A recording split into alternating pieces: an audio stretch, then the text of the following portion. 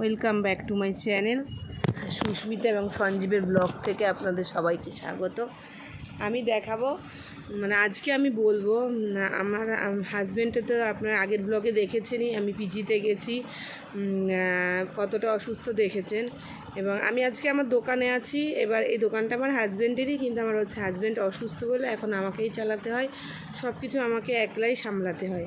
আমার দুটো বাচ্চা আছে, স্বামী আছে, শাশুড়ি আছে, এবার দোকানটাও চালাতে হয়, আমার স্বামীরও আমার চিকিৎসা চালাতে হয়। এবার আমি আপনাদের বলবো আজকে কিডনি পেশেন্টদের কী কী উপসর্গ দেখা দেয়। এবার ফার্স্ট টাইমে আমি বলছি, ধরেন কিডনি রোগে প্রথমে ফার্স্ট টাইমে উপসর্গ দেখা দেয়, প্রথম তো আমরা বুঝতে পারিনি, তবে এখন ধরেন এই 2-3 মাসে আমি কিছুটা যেটা বুঝতে পেরেছি সেগুলোই আপনাদের কাছে বলছি। ধরেন যেমন বলছি, ধরেন প্রথম বমি বমি ভাব আসবে, তারপরে মাথা ঘুরাবে, রক্ত কমে যাবে শরীরে, কাজের এনার্জিটা কমে যাবে, অনেকের আবার শরীরের পশম পড়ে যায়, শ্বাসকষ্ট আসে। এইসব উপসর্গ দেখলে আপনারা বুঝতে পারবেন নিশ্চয়ই কিডনির প্রবলেম আছে। আপনারা সঙ্গেই ডাক্তার দেখাবেন এবং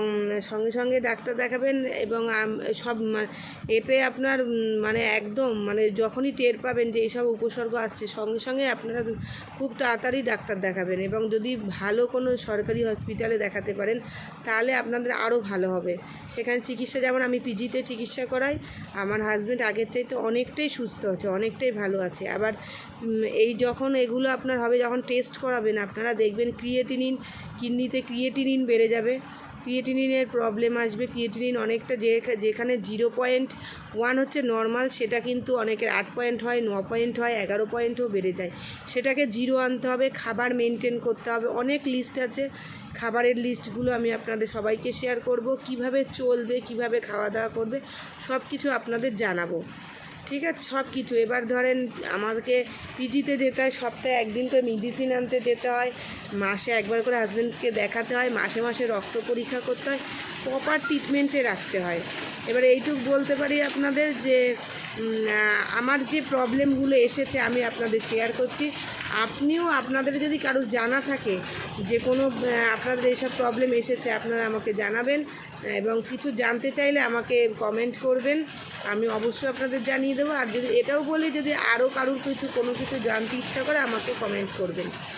আচ্ছা, আর আমার চ্যানেলটা যদি আপনাদের ভালো লেগে থাকে আপনারা অবশ্যই কমেন্ট করবেন, শেয়ার করবেন। আর আজকে আমরা আবার ব্লগে আসব, যেটা আমার হাজব্যান্ডকে, আমি তো বুঝতে পারি না আমার হাজব্যান্ডের এতটা শরীর খারাপ, যার জন্যে আমার হাজব্যান্ডের এখন ডায়ালিসিস করাতে হচ্ছে। এবার খুবই কষ্ট হয় আমার স্বামীর। এখন আমি তো বুঝতে পারিনি যে আমার স্বামীর এই প্রবলেমটা আসবে। এখন আগের চাইতে অনেকটা রিকভারি এসেছে। দেখি আপনাদের আশীর্বাদে, যদি দাদাভাই ভালো হয়ে যায় আপনারা আশীর্বাদ করবেন।